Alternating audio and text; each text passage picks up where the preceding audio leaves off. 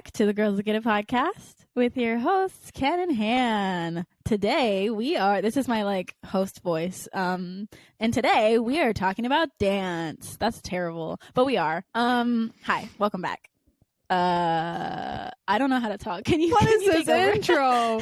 I don't know. I'm trying to be quirky. I'm in a silly, goofy mood. Yes. Oh my gosh, I love it. I'm here for it. Thank you. Go bestie, go. What are we doing today? What are we tonight? What are we doing? Tell the fans. Everything is dance. So if you listen to our 2 interview episodes, which if you haven't, go back and listen to both right They're now. They're good. This is good. It is good. But anyway, Hannah and I both grew up dancing, and we thought, what better way to share? I don't know. We really are just. I know. We were just talking okay, let's be real honest with you guys. Let's be real honest. We just recorded an episode and then we took probably an hour break. No. Yeah, I think so. Oh, bestie. I know, right? And we were kind of gathering. Life. I know. We were kind of gathering our thoughts for this episode, and then we just started talking about literally random stuff. And for some reason, it was just funny. I don't know what. I don't even remember what we talked about. I just know we were laughing the whole time. We're talking about besties, ex-besties, new besties, besties. Yeah. Why do I want to expose myself and tell my embarrassing story? I'm not going to though. I'm not going please. At least next put it time. in the notes. Yeah. Next time. You don't have to give away names. Right. Okay. But today we're talking about all things dance. Me and Kenna grew up dancing separately and then ended up dancing together at the end of our careers. Plot twist. We just thought that it'd be fun. Well, Kenna thought that it'd be fun. She came up with this idea. Let me give credit where credit is due. We thought it would be fun to just kind of reminisce about dance, tell some fun stories, talk about the culture of competitive dance, because the people who are in it, they know. And it's a thing. Yeah. It's a whole nother world. So we just thought it'd be fun to I don't know, let y'all in on that part of our lives and kind of just do a little deep dive dance episode, if you will. Yeah. It was a huge part of both of our lives. So this will be really juicy, really funny. And honestly, what was that word? Honestly, it'll give you a good, we're going to share stories we've never shared before because we've never done a deep dive on this topic. Wow. No, we haven't. So we're going to start with our kind of little dance history. You can go first if you. Oh, okay. All right. I'll go first, I guess. I'll go first. It's going to be that kind of episode. I know, right? Okay. Why am I about to say my name is Hannah? I'm 22 years old. That's my name's Hannah. Hi. I started dancing when I was, I think, 5 officially, and I danced 1 year at a studio, and then when I was 6, I moved studios over to Fox Troupe, which is where I danced for the rest of my life until I was 17 or 18 and graduated high school. Shout out to you, Miss Myra Fox Lamandola, if you're listening. If you live in Wilmington, go dance for her because she's great. That's a very niche statement. Anybody listening in Wilmington who's looking to competitive dance would actually do. Anyway, yeah. So I grew up dancing. It was my life. That's all I did. I played a sport in middle school, or not even middle school, elementary school, kind of. But then I quit that, and all I did was dance. So that dance was my version of a sport. That's all that I did after school. That's all that I did on the weekends. With competitive dance, you travel on weekends also, and so it's a big commitment. And I was in it. I was full send. I was a hardcore competitive dancer, dedicated more time than I would like to admit to it. But it was my whole life, low key. And that's kind of the very vague history without getting into too much detail and spoiling things for the rest of the episode. So you can tell yours. I will go next. So I started dancing when I was 2 but turned 3 very quickly after starting.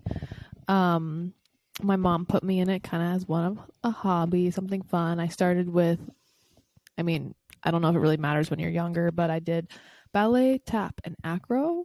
That acro part will come in handy later. I will speak about it. But I don't know. I didn't join performing team until I was in middle school. So I was kind of like, I don't want to say a late bloomer because I was always very good, but I just didn't join that side of things for a very long time. So I definitely can speak to, I don't know if it's good to now or later, like the differences between doing it recreationally as well as competitively. Because I have a lot of memories of rec, which was fun in its own way. Yeah. But all I'll say is like when I was a rec kid, I did not enjoy dancing. Like I did not look forward to going.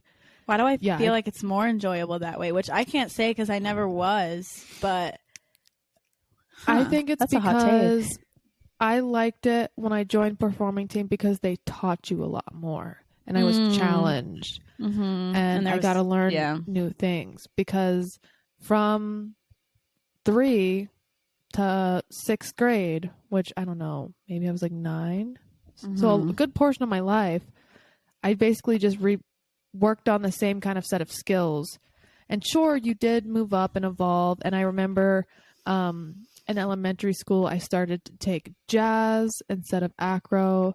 And then I might have done lyrical, but might have waited until I joined performing team. I'm not sure. Basically, I was allowed to do 3. Oh. Yeah. And that's interesting. I'll say I started dancing and danced the majority of my time at this place called Southeast Dance Academy. I love it very, very much, and it holds a special place in my heart. But you would do technique classes for half the year, and then around Christmas, you would start working on a recital dance, which a recital, for those of you who don't know, is just a performance that you are a part of as a dancer. There's really no benefit besides getting exposure to performing on stage, as well as it's a good opportunity to see where you could be by watching the competitive dancers. Like it gives you like hope and inspiration as like a little kid. Also a business ploy from that standpoint. Yeah, and it's a good way for like friends and family to come see you watch you dance, to come watch people dance that like aren't going to travel all these ways, like, or whatever. And whether that's recreational or competitive, like I think there's recitals in both, and so it's just like another way for like people in town or friends and family to like just be able to see you and you showcase your little dancey dances. Are you good on your history? I didn't want to like cut you off if you weren't done. Okay. No, I'll get more into it later. Okay. Should we do the like next bullet point now or last after we talk about everything? Maybe last. I was kind of thinking that too, because it doesn't seem very like in sync if we let's do that last. Okay, so the next kind of thing is, how did you feel about dancing growing up? Did we like it? Like, was it exciting or was it dreadful? Because you just said that being in recreation, being a rec kid, it wasn't as enjoyable. So I'll let you go first on that, and then I'll kind of explain my experience. Yeah, I don't know. And I don't want to say I hated it because I didn't, but I definitely, especially as I kind of got towards like that 5th grade mark right before I joined performing team, I was like, this isn't fun for me anymore. And it's maybe because I was getting to a level where I needed more attention. I needed more technique. I wanted to be challenged more, and the people in my class weren't giving me that. I also was very, very good at picking up steps and memorizing them. But what I struggled with was the emotion and like performance aspect, which when I was younger, I didn't realize it mattered. And it wasn't really until like my last year or 2 that I even like decided to give in and do it, because I was just like, if I'm doing the steps correctly, why isn't that enough? Like, what's fun for me is doing it right and like physically challenging myself. The emotional part is not fun for me. And a lot of that has to do with like being scared to be vulnerable. Because you're being a character, you're putting on someone that's not yourself, or especially when you get older and it is personal, like putting a side of yourself that's like emotional and like deep and like having it connect to your real life out there is scary. At least for me it was. But yeah, and then I remember when I was in 6th grade, or 5th grade, I was like, Mom, I'm done. I don't want to do this. I want to play sports. And she was like, why don't you do performing team 1 year? And I won't share that story because it goes into our next bullet point. But let's just say I had a lot better time on performing team. I got to do more dances. You got to, on performing team, at least at CETA, we went to like different festivals. So I learned more than just one dance a year, where like as a rec kid, you were learning one to perform at recital, where performing team, you did obviously your competition dances, but then you would do like little routines every week just to like work on your memory and work on like picking up new skills. Oh yeah, as well as I was like, what is she little talking performances. about? But that makes sense. Yeah. Well, CETA also did like a Christmas concert, which was a different song, Azalea Festival, which was a different performance, and like a couple other ones. Yeah. What about you? You keep saying performing team, and it's so funny to me because like we didn't have like.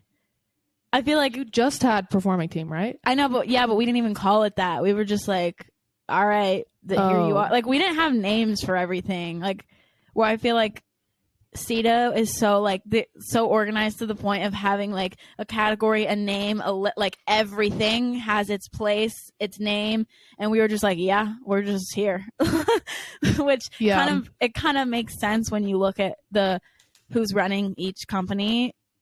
Not that that's good or bad in any way. It's just very much their personalities. Yeah, exactly. And it worked for each of their styles, worked for them. But it's kind of funny because like I just say I was a competitive dancer because we didn't have names for this stuff at all. But yeah, I will say that growing up, I loved dance for many reasons.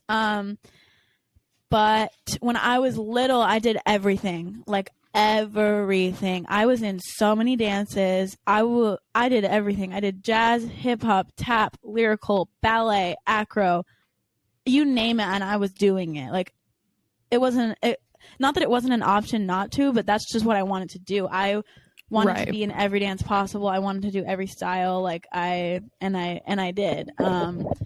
And so that was fun. And I did that, honestly, like, I did every style pretty much until I don't know, when I was in high school, I started to realize that I liked tap and hip hop a lot better than the rest of them. I was better at it. And honestly, also towards the end, like, my parents could not afford to put me in 10,000 dances. Oh, yeah. And so it was kind of like, we can only do this many, so you're going to have to choose.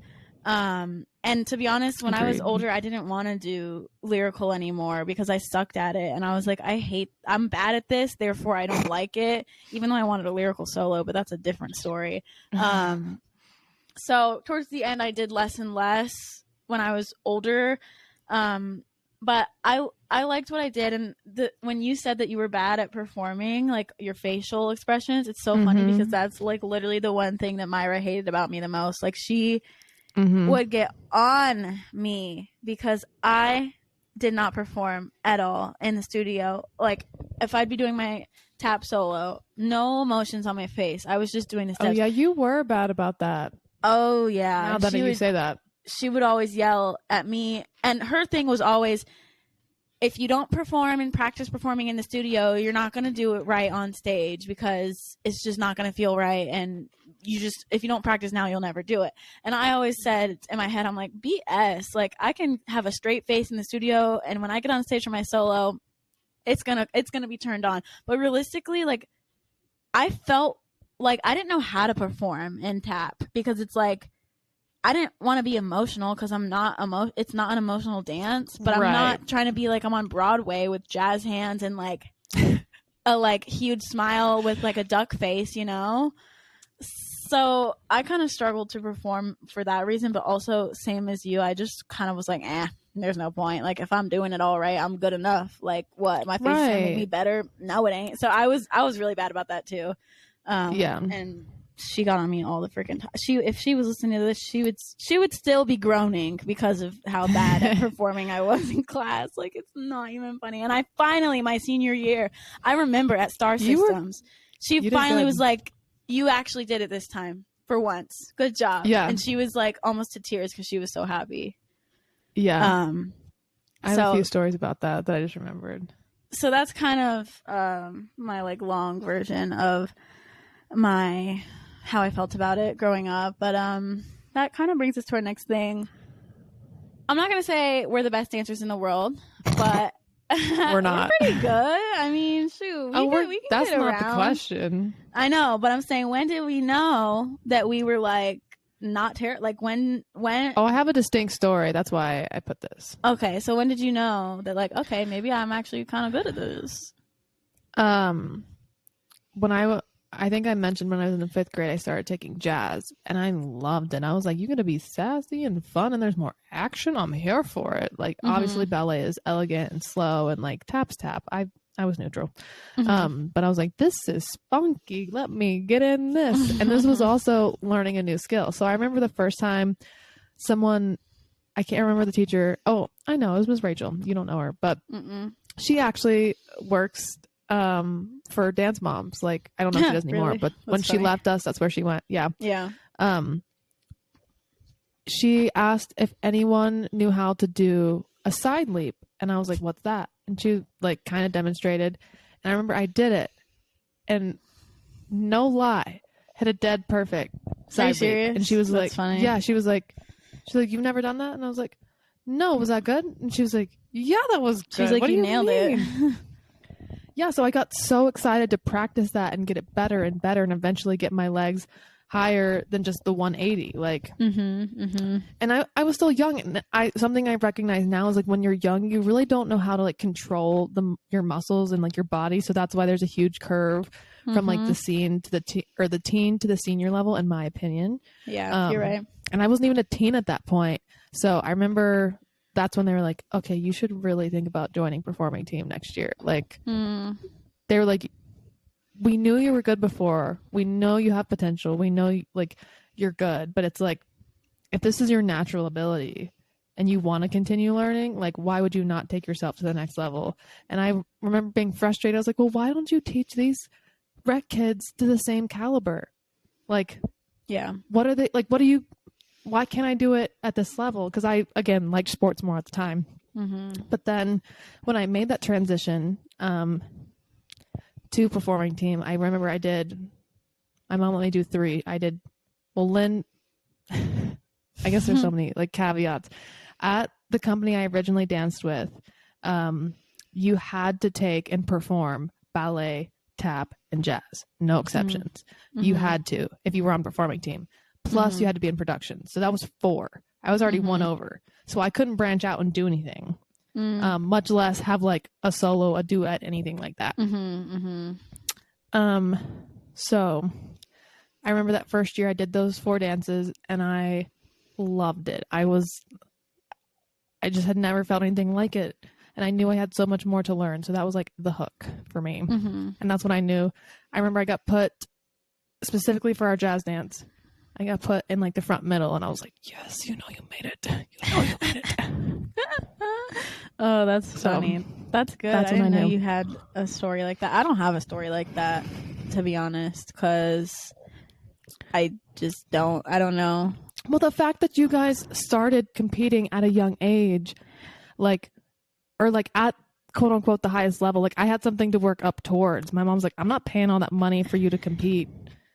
Because I guess if you're unfamiliar with the dance world, when you do competitive dance, there's a lot more money and fees involved. Like every competition, there's a competition fee. Every dance you do in that competition, there's an entry fee. You have costume fees. You have travel fees. You have... Oh, yeah. And not only do you have that, but you have to pay your dance studio for their services, their time. Yeah. And the more dances you do, the more it costs. Exactly. Because each dance is a price, essentially. And I'll say, I don't know. I know Myra was a little different. She paid like a flat fee. Every time I had a solo, I walked in with a check, and I saw how much money was on that check for 30 minutes. Oh, yeah. At CETA, anyway. Yeah. And let's just say it was hundreds. Oh, and when you equate so it's you think cheap. about the choreography fee, the daily rehearsals, and specifically when you get to solos or duets, it costs so much more.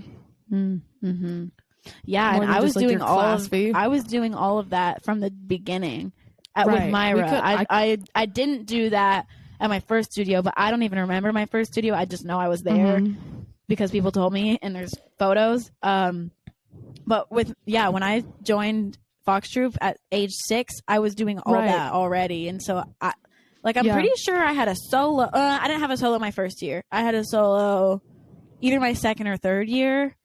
Right. But like it was already from the beginning. Me and Sam were both in it, and so it was like it's a lot. It's definitely not a cheap hobby. So no. If you're balling on a budget, I don't know. You might. It's an investment. I didn't start doing solos until I was in the 8th grade. So I had 5 solos total. Yeah. When you think about it, which like is nothing. It's not a lot. But also, I guarantee you the cost of those 5 solos could have paid for Don't college. even talk about the cost. Don't even talk about the cost. Oh no, don't. I feel like dance is like notoriously like not overpriced, but like it's expensive, and I don't think people realize that. It's because it's not to get good at like sports. There's kind of not a right or a wrong. You either make the shot or you don't. And dance, like, to know what's really, like, there is a right and a wrong. There is technical aspects to it. And realistically, when you're young, like, you can't spot those things yourself, especially while you're doing the motions. Like, you have to have a coach there to watch you until you get older and you can feel those things. And most people honestly don't have that. I would say most older people don't have it either. But anyway. Yeah. That's my take. Kind of where we're headed next. Does that kind of wrap all that up, I guess? Yeah. Intro? Yeah. Okay. So I wrote this down because Hannah's mentioned a few times she danced for Fox Troop the majority of her career. We'll call it that. And I danced for Fox Troop my last 2 years dancing because they kind of like merged with the original company I was with. And I had heard this rumor that, and Hannah can speak more to this, but I'm kind of just setting her up, that Fox Troop was offered the spot of Lifetime's series Dance Moms before it was offered to Abby Lee Miller. Do you want to speak to this? What was the process? Is this true? That's so funny. Could you have been the next Maddie Ziegler? I would. Yeah, I could have. I mean, that is true. They did approach Myra, and they wanted our freaking dance studio to be on Dance Moms. And I remember I was like 10 or 11 or 9, 10, 11-ish when this happened, which is pretty much the age. Like, I was young. And I'm pretty so that means I'm pretty sure that it was before the whole thing started. And I remember when Myra told us about this, and I can't remember if she told us before or after she made a decision. I kind of want to say she told us afterwards so that like it was already set in stone and we couldn't really say anything. But when we found out that like was even a possibility, all of us kids were so excited. We were like, oh my gosh, we're going to be on TV. We could be famous. Like, absolutely sign us up. Like, this sounds like a blast. And unfortunately, Myra declined for reasons that are probably valid. And honestly, we were little, and so she didn't really have to tell us why or really give us an explanation. It was her company, and it was her decision at the end of the day. And there would have been pros and cons to doing it and not doing it for sure. So at the end of the day, you can't really say if it was the right decision or not. I mean, selfishly, I'm like, dang, girl, I could have been famous, but I think it was. A lot can come with that I might be grateful for to not have. So yes, the rumors are true. If she would have accepted, we would have been on freaking Dance Moms. And I was never really into Dance Moms that much. Like, I knew what it was, obviously, and I saw some of it here and there, but I wasn't like a diehard fan or anything, so can't speak on that. But yeah, that's all I have to say. And I was really sad when she told us that it wasn't happening, because that we were all, and we low key had like the I think we were considered juniors. Mm-hmm. We were like fire. That would have like, been the age group. We had a good group, and we were all good. So yeah, missed opportunity. I know what group you're talking about. That was a prime year for you guys. It was. And that was the age bracket that the girls on the show started. They were juniors and then moved to teens. Exactly. So that's crazy. I forgot about that, to be honest. Yeah. Good times. I've always been so curious because we've never even talked about that. I just heard like through the grapevine that that was a thing, and I was like, I don't even know. Like, was it supposed to be a secret? I don't even know. But I exposed it. It's been 10 years, so it doesn't matter now. But like at the time, I feel like it was like hush hush. I don't know why. I thought it happened a lot closer, like when we were older. I didn't realize it was when you were 10 or 11. I thought it was like 2 years ago. Like, at least from when I remember, like I was pretty young because I was still doing everything. Right. It was crazy. No, I don't blame you. That's crazy. I guess going off of Dance Moms, do you think the show gives an accurate representation of what it's really like being a competitive kid in the terms of the mom's involvement and potential craziness? Plus, what was your experience with Dance Moms, and would you consider your own a dance mom? I don't think my own is a dance mom. I would agree. But, and to answer your question about like, is the show close to real life? Parts of it, but and you might disagree from like your observance of us, and by us I mean like the people who I grew up dancing with. Because I'll say we were some feisty kids, and we kind of had some tiffs with our mothers from time to time. But it was not ever to the point of like screaming, yelling, our heads about to explode, or like the dance teacher like in our mom's face. Like it wasn't that dramatic as the show made it seem. The show was more about like the moms and Abby, as well as like kind of playing favoritism in that regard, which in that regard, I would say Fox Troop was not at all like that. There wasn't a way to buy your way to the top if you were good or you weren't, like, period. Right. That's true. So I don't think, and even though it was more just like the kids' relationships with the mothers at Fox Troop, that I was just like, y'all really wilded out here. But I would say Sita was worse as far as moms with each other. Not moms with each other, as well as like people trying to work the system in every way possible, paying to get ahead, paying to get more dances, paying. Yeah. It didn't matter if you were good or not. If you could give a check, you were in. And I'm not. Oh yeah, that's unfortunate. Like, because there was no cut for the performing team. If you auditioned, you made it. They put you on a team. And obviously, I do understand, especially when you're young. Like, everyone deserves a chance, and like. But to truly be good and competitive, in my opinion, you would make selections if you didn't think someone was ready. And I'm not saying turn them down.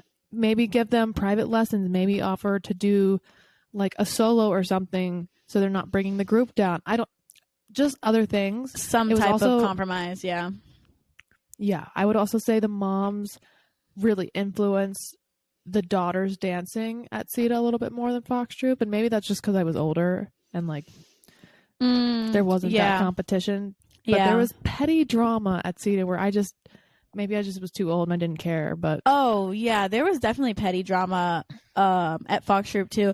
More so, I feel like when I was younger, but not even between the kids. I feel like when I was younger, the pettiness was like between moms, or like, and maybe it was because like, oh, her kid got this. Well, that's because her kid's better than your kid. Like, and that's not shade or tea or anyone's fault, but it's like, if I don't know, if your kid, you can't be mad at somebody's mom or the teacher because your kid is not as good, and you like that's just life. And if in the dance world, like,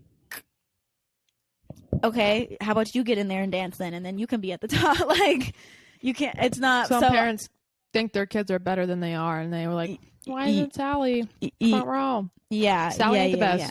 Exactly, which that's fine. Sally's shaking her booty in the corner and she's killing it and she's having a great time. But yeah, there's definitely that aspect of like petty drama, and of course, like some of the moms beefed, or people would have some things to say to Myra because of how she would do things. There's definitely drama for sure, and a lot of it is petty and stupid, but at least at Fox Strip, and I don't think it's CETA, it was like this either. Like, people aren't screaming in your face. Like, no, it's not that dramatic. Even though I will say the moms and the daughters definitely got into some tiffs, and I will admit I was definitely rude to my mom on several occasions in the dressing room because everybody's stressed. It's a high stress situation.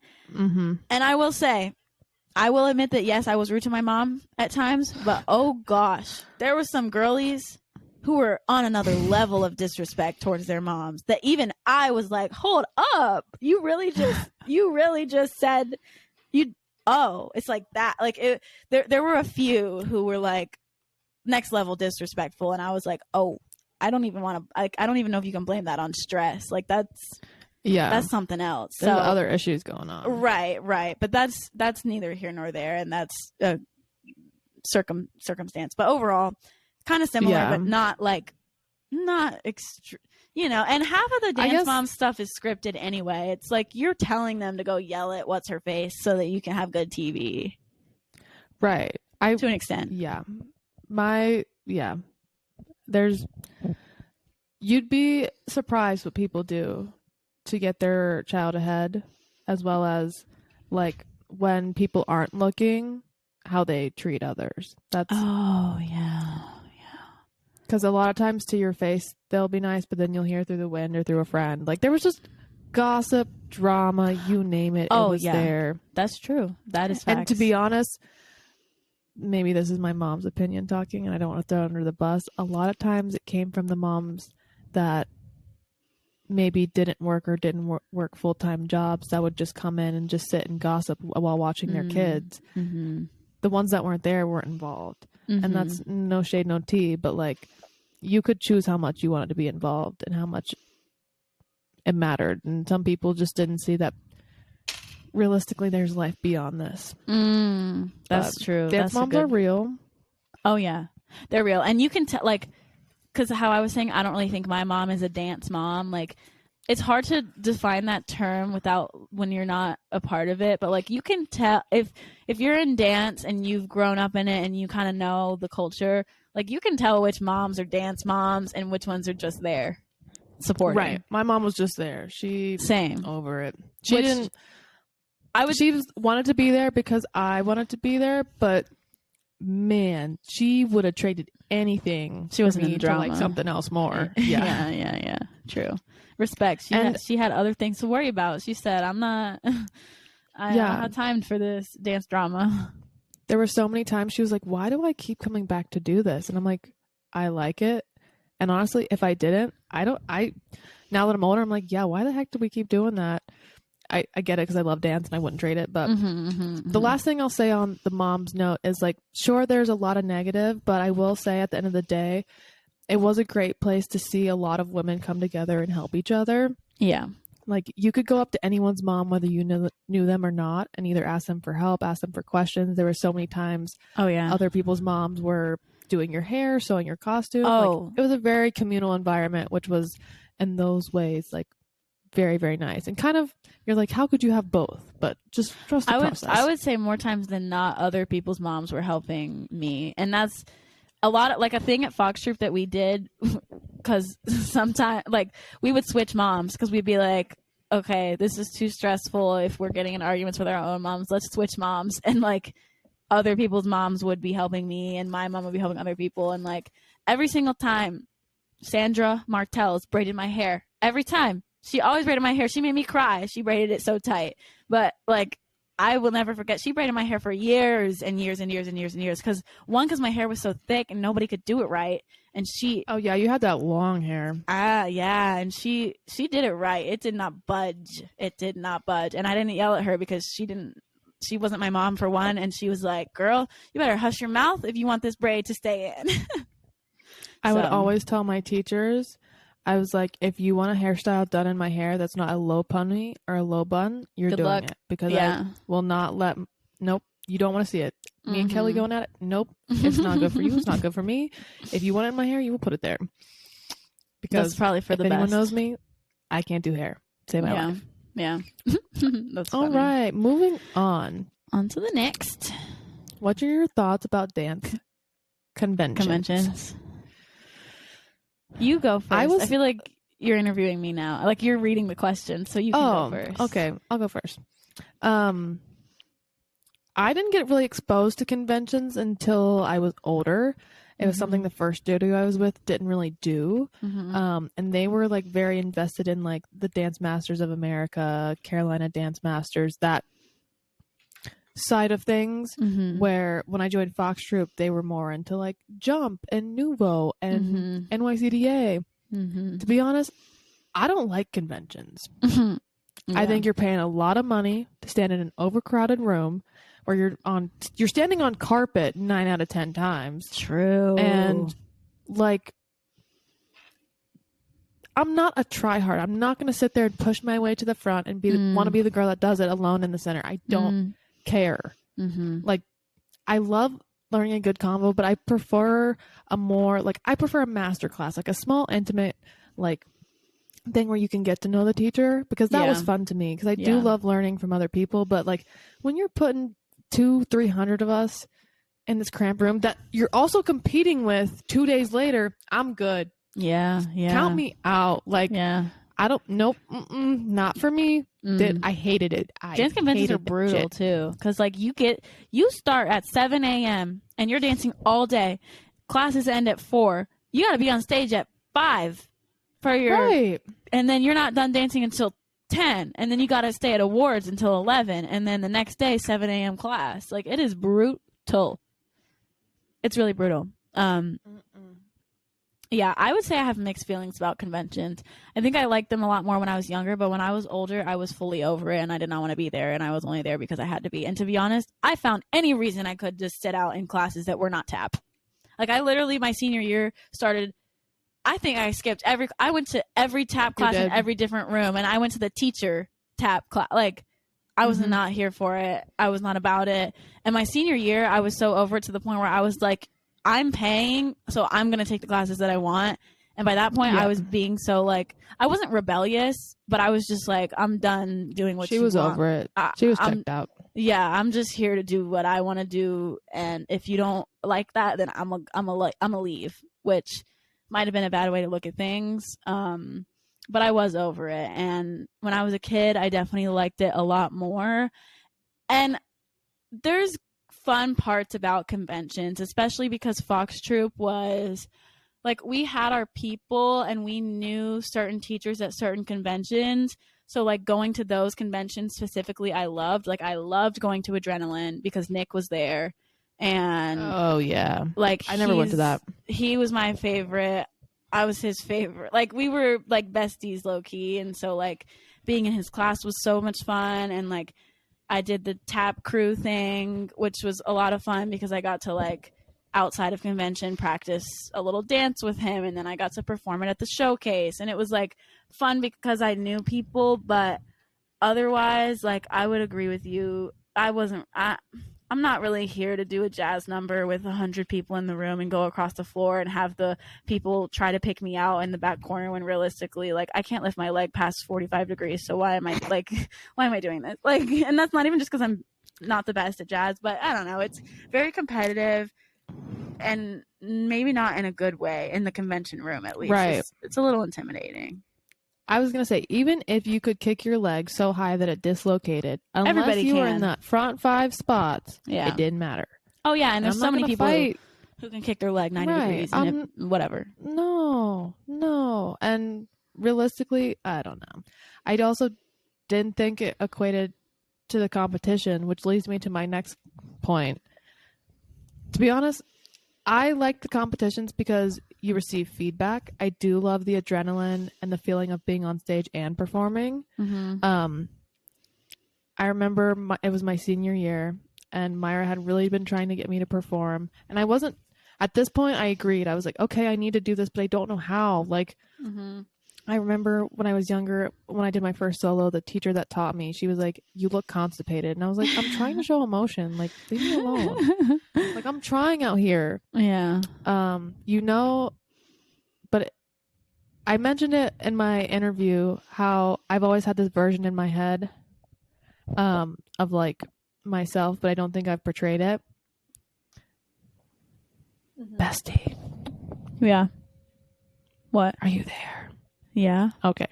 I don't know. I just see a time. rainbow screen on your thing. Really? Okay. Anyway. Yeah. The fuck? I mean, it anyway. says hand internet is weak. I'm okay. still here. Anyway, moving on. Okay. I have this version in my head of like who I think I am, and dance was the first place that I realized I wasn't that person. Because when they were like, perform and do this, I knew I had it in me. I felt it. I could feel it. But I was honestly so scared of my mom seeing it. And I know she's going to listen to this, but she'll really laugh at that now. I know, but she would never let me do hip hop. And I was like, I think I would like it. I think it'd be fun to be sassy and all those things. And I knew she just never wanted to see me in that light, which I get as a mom. It might be hard to like see that, especially when you're young. And then I was scared to be like emotional because when you were pulling from a real place, I was like, oh, she's going to see me for who I am. Like, yeah. I don't want that. Cause we were at the time, like in any high school mom and daughter knows, like you're struggling to get along. You're struggling to coexist. Like I did not want to add fuel to the fire or much less explain, oh, like, how did you do that? Don't want to talk about why I'm sad. I'm good. Move on. Yeah. But I remember we were in the blue room at CETA and I did my solo. And I think I finally like showed emotion the right way. And Myra was just like bawling, crying at the end of it. And I was like, oh, okay. That's that. But yeah, back to the whole competition side of things. I loved it because I got critiqued because that's how you got better and I got to work on my craft. But it's like, I didn't care what I scored. And honestly, I thought the score was bogus at the end of the day. I cared what I scored. I didn't because I felt like I got I did get the shit in the stick, and I would watch people that I'm not even talking about Fox Troop. I saw people and other that weren't as good as me, and I was like, this is bullshit. Oh yeah. And I also don't like to win a competition. You have to check boxes, and sometimes a dance isn't about checking those boxes. It's about telling a story or like. Sometimes when you do technical things, it's not appreciated because you're not like, there's such a fine line of like the whole composition where I'm like, it's not, I very quickly was just like, I don't care. I'm going to do this because this is what I have to get the technical aspect I want. But like, I don't care about the score because I was never a first place girly. Yeah. But it didn't matter because I could see past the first place girly and me in like fifth or sixth. And like, we're both going to do great things. Like, and she's not even going to be a professional dancer. Like, what's the difference? Right. And also when you go down to scores and like specifically the fact like costume was a score, like emotion was a score. My technique could have been crystal and I didn't like the performing aspect, which we talked about earlier. And I still wasn't going to beat Susie in one. Like, yeah, the costume being a score is weak to me. I don't like that score. Oh, agreed. But no, I cared about the score 100,000,000,000%. If I didn't get a platinum, I was mad, which I almost just sounded...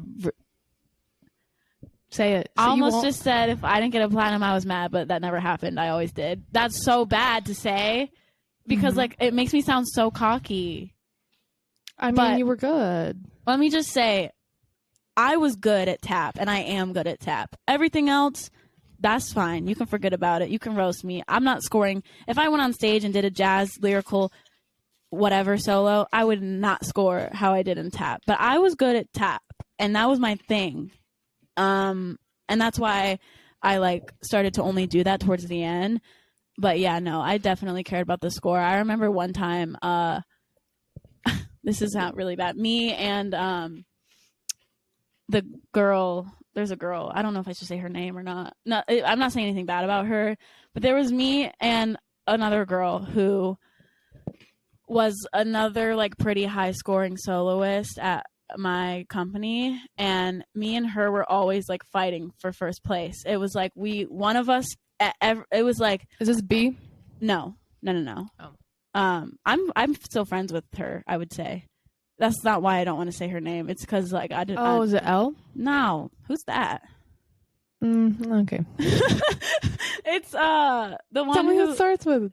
I've seen her recently, like on purpose. Like it was planned. V? Who the frick is V? S. But of course it was S. Of course it was S. We would always. I know, I love her too. This is the reason I'm not saying her name is nothing about me and her. I just don't know if I want to throw her under the bus for like feeling this way. Gotcha. We would always be like not competing against each other for first and second, but it would be like one competition, she would get first, I would get second, and I would low-key be salty. Next competition, I would get first, she would get second, and she would low-key be salty. And then we got to the point where like we were like, F it, I don't care who gets first or second, as long as we are 1 and 2, like it doesn't matter. Yeah. Like that's how competitive we were, and maybe it's like a little. It was probably you were very competitive. Oh yeah, I was, and I still am, and I wouldn't say that we were the kind of dancers who walked around like acting like we were the best in front of everybody else, but like to each other, we're talking our shit. Like, I knew. Yeah. So, and not even about anybody, but we just like, I don't know. It was always very like, if anybody in the real, like in the actual dance world was listening to this and I mattered, they would freaking cancel me. But like me and her were very like, we knew we were good, and me and her would like be cocky to each other. Oh yeah, you guys were assholes to each other. But not even in like it was not like a mean way. I know. Like I don't know how to explain the dynamic. If it's a weird I know what I saw as an outsider, but I don't even know what like you that'll saw. portray what you want. No, yeah. I don't know. I won't say anything. You can tell me after, because now I'm just like digging a hole the more I talk. Yeah. But I'll say. But I cared about the score. I'll admit. I cared about the score. Yeah. And yeah, that's all. But I also cared about having fun. I feel like the only time I truly cared about the score was my tap solo. Everything else, the group dances I was in, it was all fun. She never. And I wasn't like I didn't get upset if I didn't score high in a group dance or whatever. I was the opposite. But solo, I cared more about the group dance. If I scored bad solo, that's on me, baby. That's nobody else's fault. So like I feel like also why I was so hard on myself too, because I was like, I control everything about my solo, whereas a group dance is a group dance and it's more fun than competitive to me. So that's my long-winded thought on competitiveness. No. Well, and I'll say as like a third party, both her and who she's talking about are very, very exceptionally good at what they do. Everyone know it. Or not know it. Everyone knew it. Wow. Like, so sure, maybe you can take what she said as cocky, but like they were also good. Well, yeah. And there's a confidence that you need to have when you're that good that makes you that good, to be honest. Because part of them, in my opinion, winning was like the way they would prep behind stage was like different and like really intimidated anyone else that they were going up against. Mm-hmm. And I was never in their category, so it didn't even matter. Mm-hmm. But like, you know, it just having that essence about you is what makes you a good competitor. Yeah. And I more now than then, but like I try to be humble, or like even like probably ever since I graduated college, like high school, I've kept up with dance and I've done dance, and I was a part of a tab club at school. I've done it here and there, and every time people compliment me or say how good I am or whatever, like I kind of have changed the way that I like react and respond to that. And I think I've always been kind of bad at taking compliments, but like I try to be humble and like not brag about it, because now it doesn't matter. I'm not competing against anybody. I'm just doing it for fun. But I always kind of like, I don't know, when people compliment me, I'm like, oh, I'm not anything. Like, I don't know. It's weird to accept compliments like that, because it's like, I don't know. And even, if people are like, oh my God, you did so good, you're like, hey, like, you don't want to be like, yeah, I did. I killed that. I ate it. Like, I mean, that's great. Yeah. But I don't know. Sometimes it's hard to take compliments like that. But yeah, that's. It was tough because no one would tell you did bad, and sometimes you did, or like sometimes it wasn't your best. So it made like distinguishing what were the good compliments like really, really tough. But and then I will also say, before you go on stage if you're gonna win or not just you, but anyone. Yeah. Like, and that's also why, not that I didn't care, like I wanted to improve and I cared about my critiques, and obviously I wanted like a high score. That's cool. But like, I knew walking on stage my best was not gonna win. Period. Oh, yeah. I see what you and that has nothing to do with like my ability. It's more the choreography, the other people that were there. Like, if someone throws in 3 flips and a turn sequence, they're going to win, because that's what they're looking for.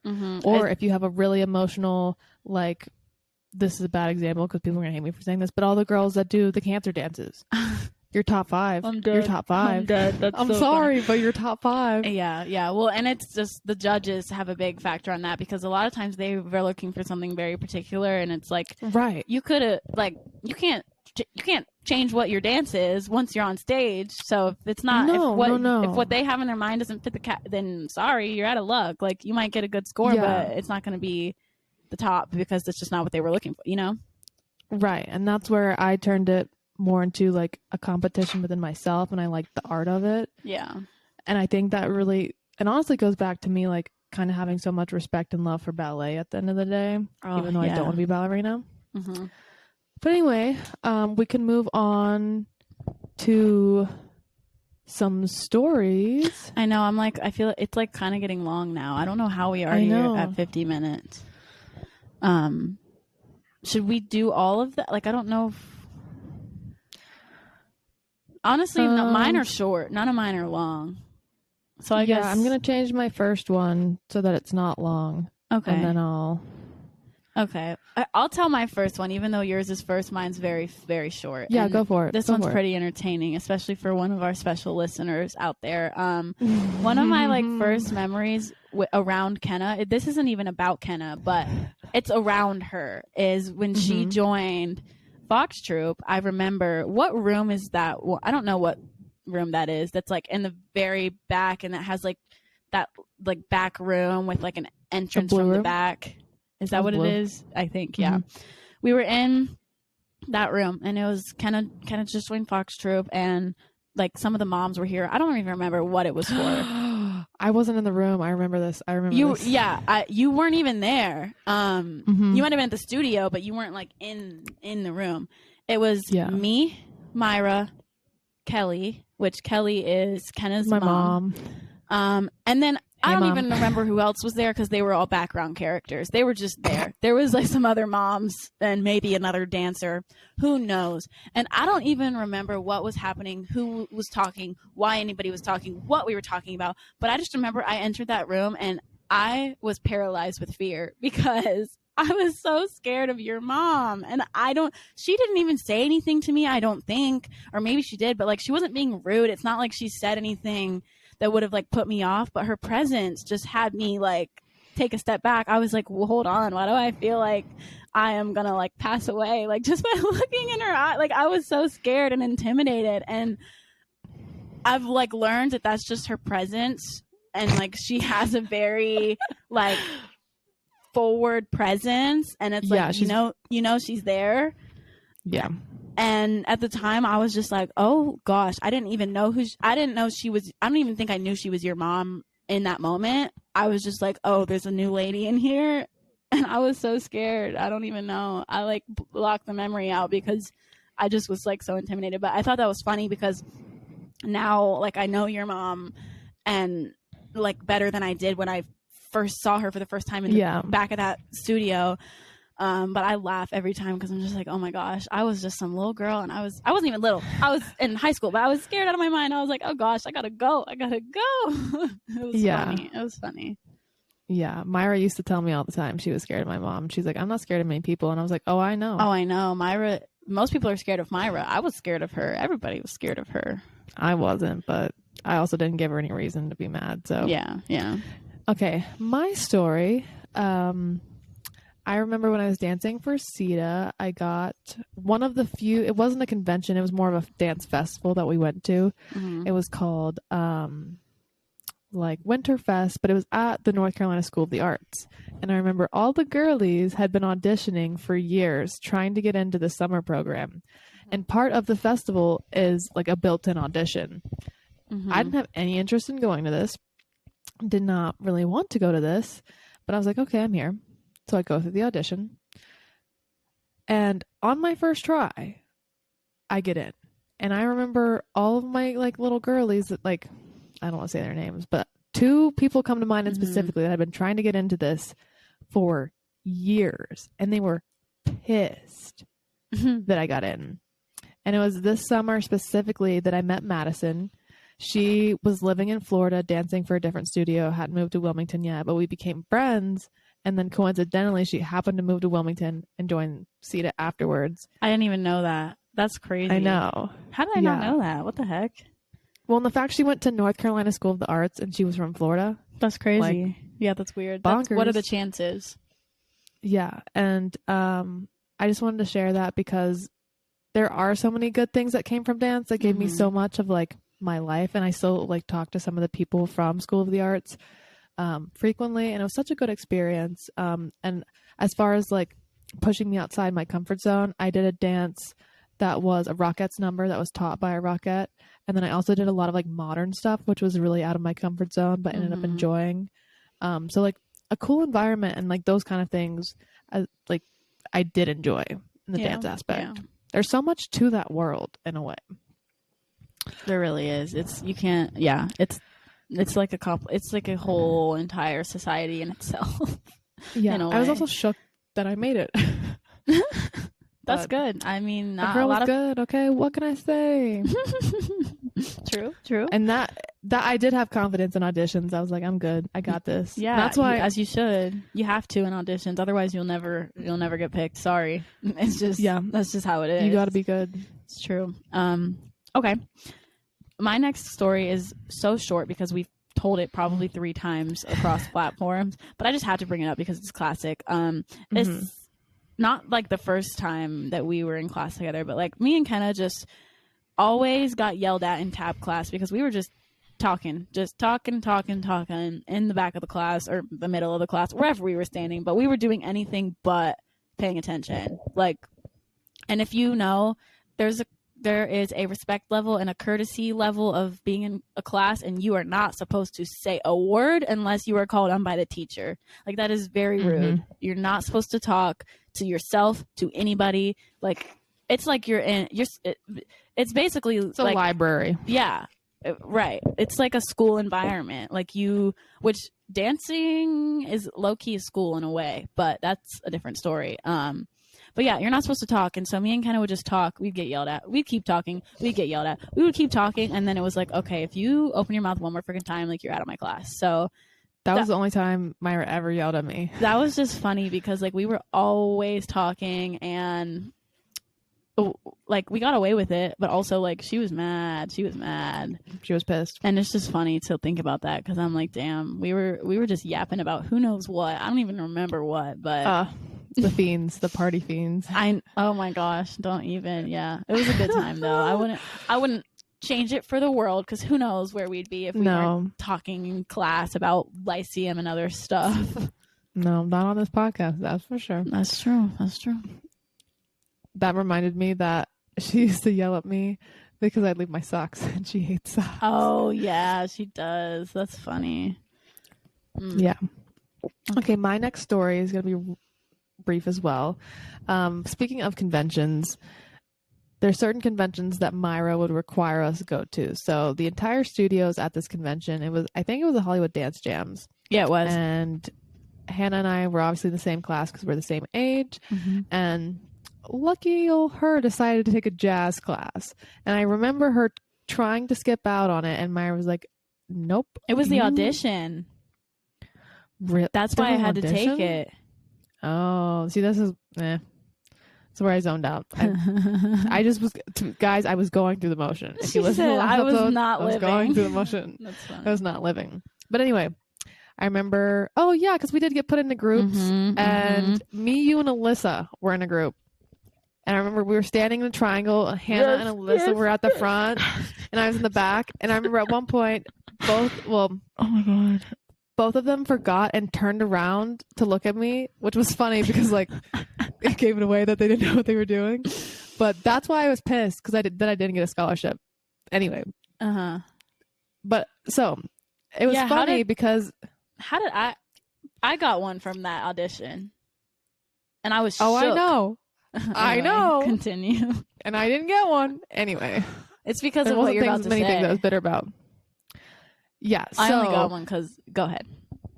And like the people teaching the class, they get to know you over the course of the days, but they obviously didn't know that she like didn't do all these other styles as frequently as she does tap. Like they didn't know that like tap was her thing. They didn't know. So she was just faking it till she made it. And honestly, like she's good. She's not bad, but like us as her friends, we knew that she was a little uncomfortable or a little nervous because it's not her natural setting, especially after maybe, I don't want to say taking time off, but when she was younger, she did a lot more frequently. But anyway, this was a jazz audition. Yeah, literally, I remember the song. Full jazz, like real jazz. It was jazz. It could not be more jazz. It was kind of cheesy jazz too, I like and low I think key they did it on remember the purpose. combo. Yeah, they did. Yes, me too.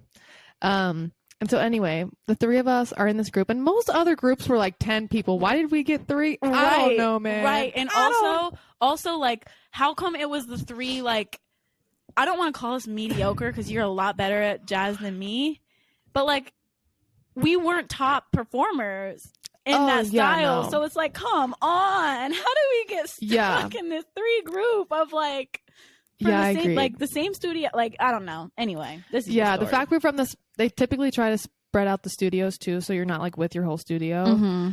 So the fact that the 3 of us were together, I didn't get. It was also funny because like I knew my opinion of convention, so I was just over it.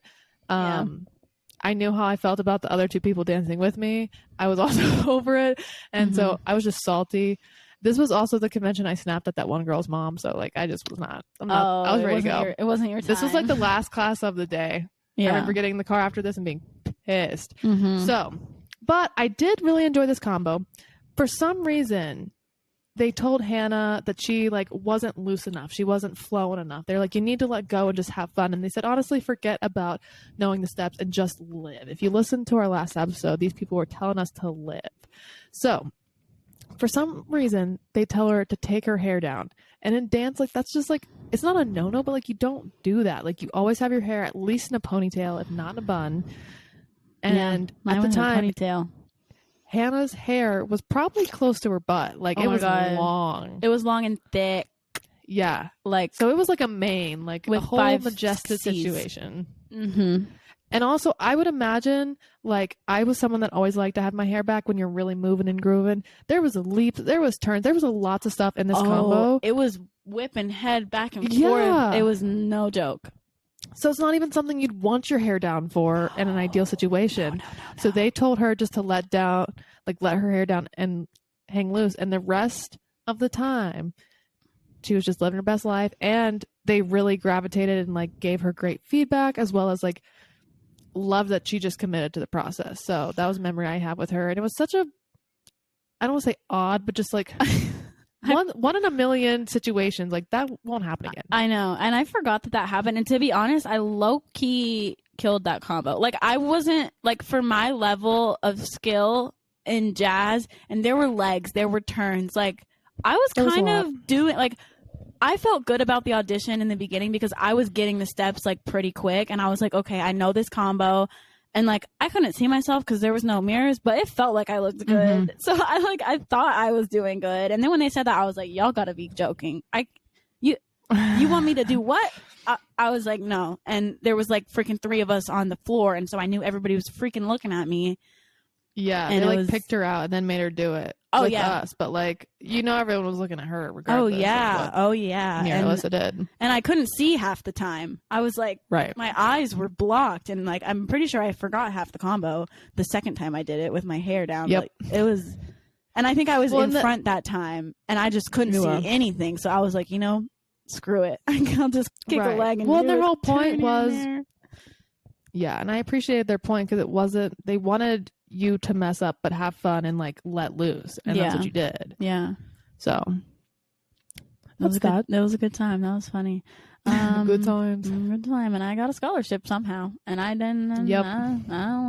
Don't ask. I didn't use it. I don't know. Anyway, no one ever uses those, but anyway. No, I know, that's so. What's the point? It's pointless. It's just a waste. My last story, it's probably 0.5 seconds long, is that I was at a dance convention. We were eating at the restaurant in the convention center, and I look over and people are like, oh my god, it's Ben Stein. I'm like, who the freak is Ben Stein? I like was in middle school, and I specifically remember I was with Emma's mom, and she was like, that's the